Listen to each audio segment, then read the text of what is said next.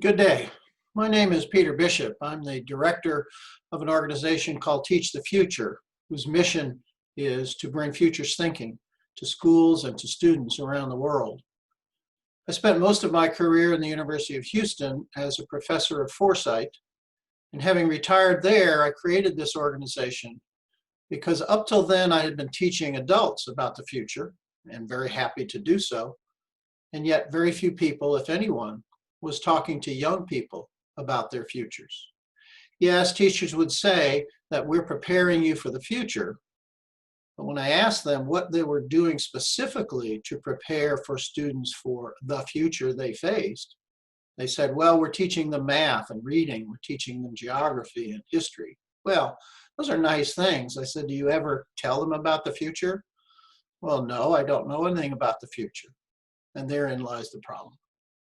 It's really important that we include futures thinking in the regular school curriculum so that students know how to anticipate change when it comes to them, and even more importantly, how they can influence change as they're going forward. It was meaningful for me to work in the futures degree at the University of Houston. It was the first degree in future studies in the world and is now joined by half a dozen or a dozen other programs around the world. I'm happy to be able to learn to teach this to younger people as it's going along. But it's very hard, and we haven't made too much progress yet, and I'll share those in a second. We're still at very early stages. Those stages include my teaching a course in the future of Houston right after I retired, in building a library of teaching materials that teachers can use to teach the future, writing and adopting a few books, essentially workbooks on helping middle and high school students work towards getting scenarios. And I'm fortunate to be joined by a group of very dedicated and very interested and talented people who are building this organization and building this movement all the way along. On the other hand, education, as we know, is not an organization that is particularly ready to change. Most people believe that education's mission, its purpose in life, is to transmit the knowledge and the experience of previous generations to the new generation. In sociology, it's called socialization, to make young people socialized in order to teach them both the knowledge and the culture that they're getting ready to join as adults. And that's an important mission. I certainly don't discount that. But that mission is valuable only to the extent that the knowledge of the past and the experience of the past is transferable to the future.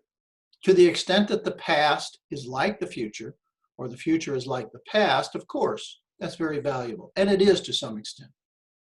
On the other hand, we know we are living in times in which the increasing rate of change and the increasing frequency of disruptions makes that analogy not quite perfect. Learning about how people coped with and were successful in the past is not unimportant, but it's not enough.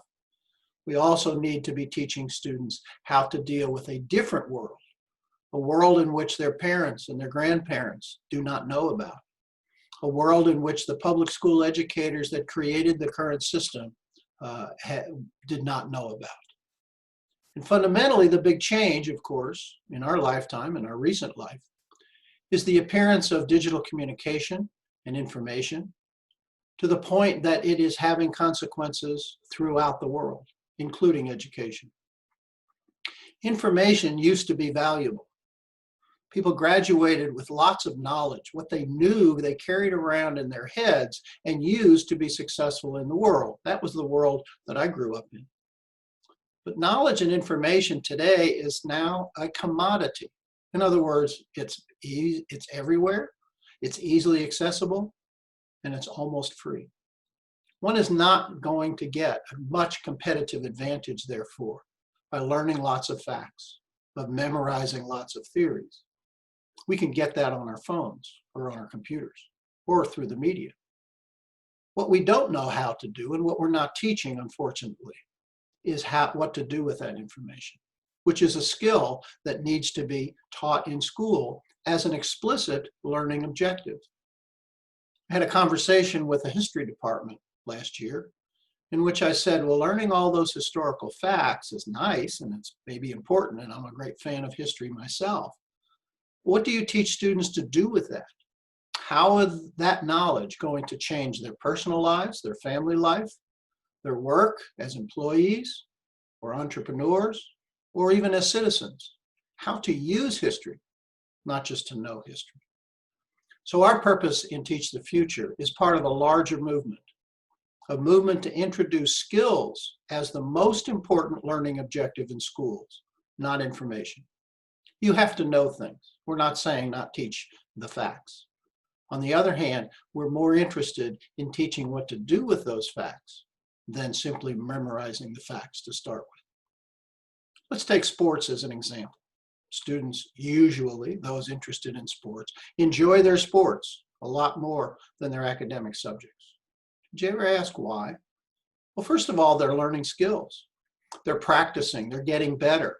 They're competing with others and showing how good they can be. And they know some things. In a sport, there are rules. There are things you're allowed to do and things you're not allowed to do. There are plays that they have to memorize. But most of it is the skill of doing the sport, not simply memorizing those rules and those plays and giving them back on a test.